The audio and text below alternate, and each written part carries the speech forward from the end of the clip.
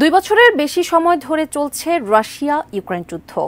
এই সংঘাতের মধ্যেই পশ্চিমা অস্ত্র দিয়ে রাশিয়ার সীমান্তের ভেতরে ইউক্রেনকে হামলা চালানোর অনুমতি দেওয়া হয়েছে। এর প্রতিক্রিয়ায় ইউক্রেনের সীমান্তে পারমাণবিক অস্ত্রের মহড়া চালাচ্ছে রাশিয়া। এদিকে চীনের বিরুদ্ধে গুরুতর অভিযোগ তুলেছে যুক্তরাষ্ট্র। এমনকি ন্যাটোর পর চীনকে হুঁশিয়ারি দিয়েছে দেশটি। বিস্তারিত শেখ ফরিদের রিপোর্টে। চীনের বিরুদ্ধে সামরিক সহায়তার অভিযোগ তুলে বেজিংকে সতর্ক করে দিয়েছে ওয়াশিংটন। এর আগে যুক্তরাষ্ট্র নেতৃত্বাধীন সামরিক জোট নেটো চীনকে সতর্ক করেছিল।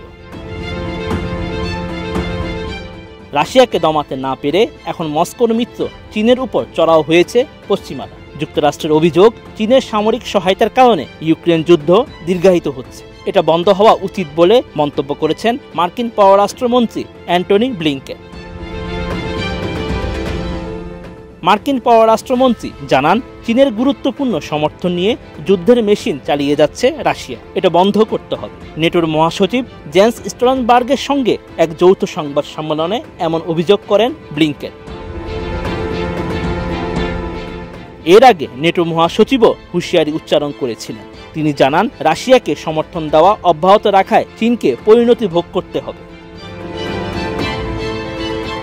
ভীষণ নিয়ে এলো ফুলঝুরি মেগা অফার সিজন 6।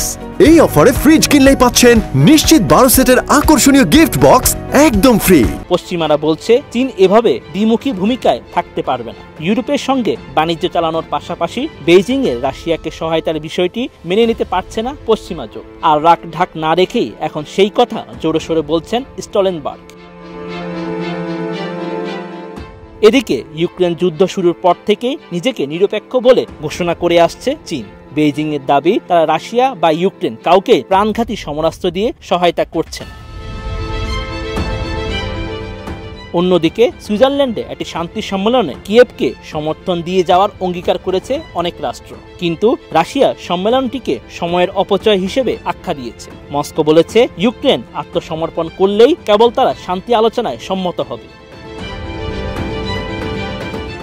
ইউক্রেন যুদ্ধে নিয়ে রাশিয়ার এমন অনমনীয় অবস্থানের মধ্যেই নেটো মহাসচিবের এমন মন্তব্য এলো। রাশিয়ার প্রতি চীনের সমর্থনের ব্যাপারে নেটো দেশগুলো কি করতে পারে এমন প্রশ্নে নেটো মহাসচিব জানান, নিষেধাজ্ঞার সম্ভাব্যতা নিয়ে একটি আলোচনা চলমান আছে।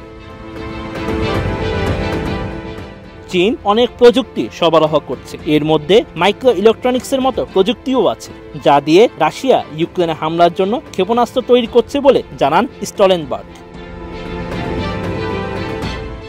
এছাড়া নেটোর প্রধান জানান, চীন যদি তাদের এই আচরণ না পাল্টায় তাদের কিছু অর্থনৈতিক পদক্ষেপ বিবেচনা করতে হবে। Sheikh Farid, ATN news.